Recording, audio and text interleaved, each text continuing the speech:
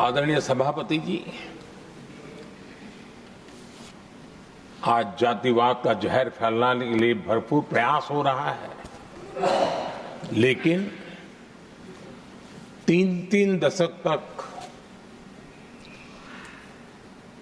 दोनों सदन के ओबीसी एमपीज और सभी दलों के ओबीसी एमपीज सरकारों से मांग करते रहे थे कि ओबीसी आयोग को संवैधानिक दर्जा दिया जाए। ठुकरा दिया गया, इनकार किया गया, क्योंकि शायद उस समय उनकी राजनीति को ये सूट नहीं करता होगा, क्योंकि तुष्टीकरण की राजनीति के और फैमिली फर्स्ट की राजनीति में जब वो बैठेगा तब तक वो चर्चा तक के हित में भी नहीं आता है। आदरणीय सभापति जी, ये मेरा सौभाग्य है कि हम सब ने मिलकर के 3-3 दशक से मेरे ओबीसी समाज ने जिस बात के लिए मांगे की, आशाएं रखी, जिसको निराश करके रखा गया था, हमने आकर के इस आयोग को संवैधानिक दर्जा दिया।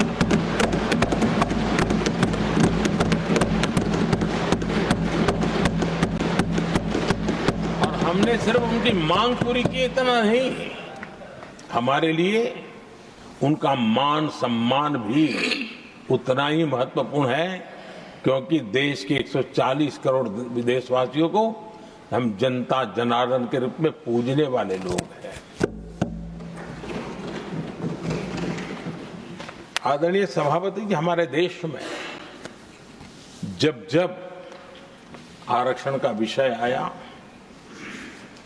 तो उसको एक तंदुरुस्त तरीके से समस्या के समाधान के लिए सत्य को स्वीकार करते हुए करने का प्रयास नहीं हुआ।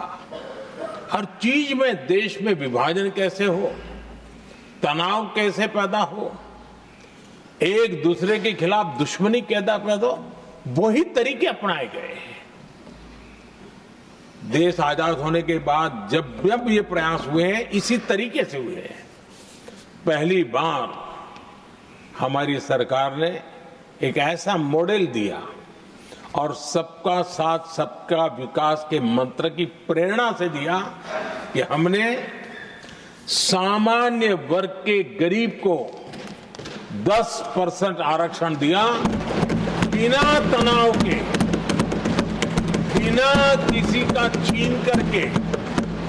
और जब ये निर्णय किया तो एससी समुदाय ने भी उसको स्वागत किया, एसटी समुदाय ने भी स्वागत किया, ओबीसी समुदाय ने भी स्वागत किया। किसी को भी पेट में दर्द नहीं हुआ, क्योंकि इतना बड़ा निर्णय, लेकिन करने का तरीका था सबका साथ सबका विकास, और तब जाकर के बहुत ही स्वस्थ शांत तरीके से पूरे राष्ट्र ने इस बात को स्वीकार किया। आदरणीय सभापति जी, हमारे देश में दिव्यांगों की कभी सुनवाई जितनी मात्रा में होनी चाहिए थी, नहीं हुई।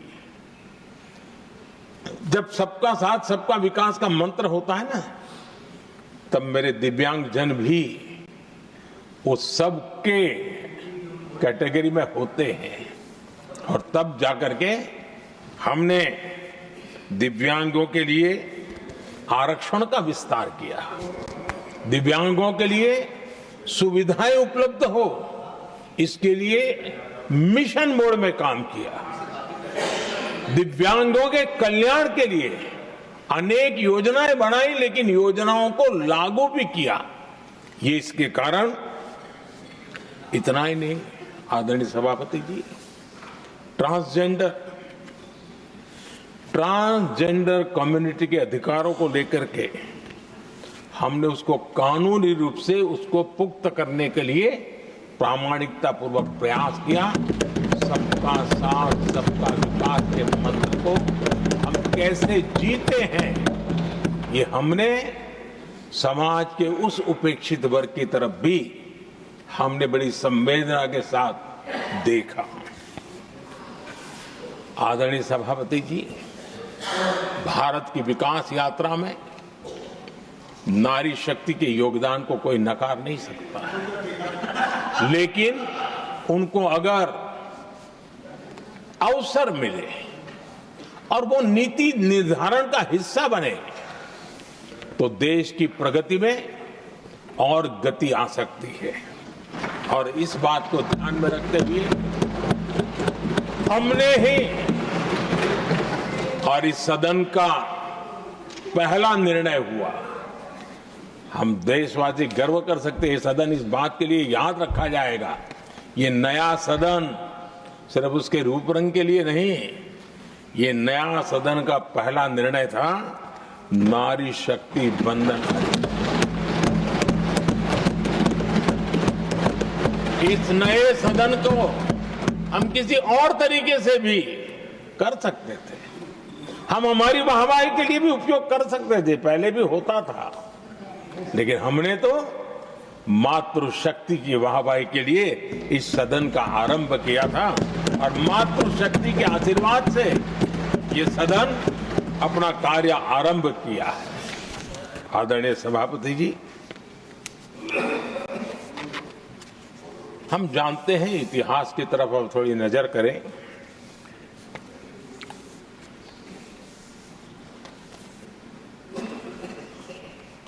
यानी मैं कह रहा हूं इसलिए नहीं, बाबा साहब आंबेडकर के साथ कांग्रेस को कितनी नफरत रही थी, उनके प्रति कितना गुस्सा था और किसी भी हालत में बाबा साहब की हर बात के प्रति कांग्रेस चिढ़ जाती थी। और इसके सारे दस्तावेज मौजूद है।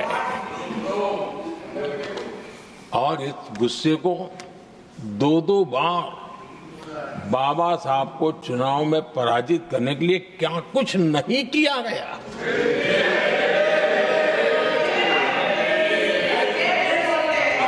कभी भी बाबा साहब को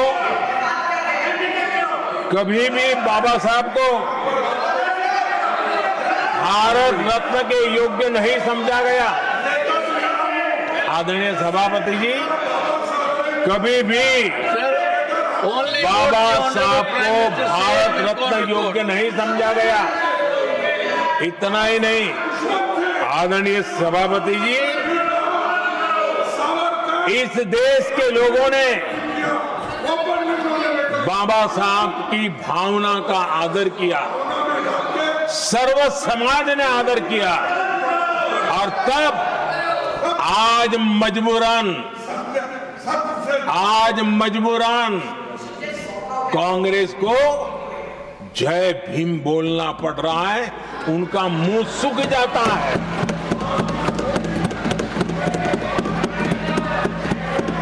और आदरणीय सभापति जी, ये कांग्रेस भी रंग बदलने में बड़ी माहिर लग रही है। कितनी तेजी से अपना नकाब बदल देते हैं, ये इसमें साफ साफ नजर आ रहा है।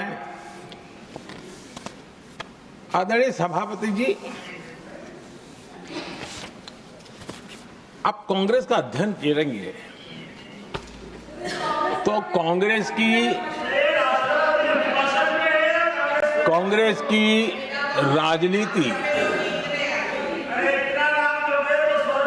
जैसे हमारा मूल मंत्र रहा सबका साथ सबका विकास, वैसा उनका हमेशा रहा कि दूसरे की लकीर छोटी करना।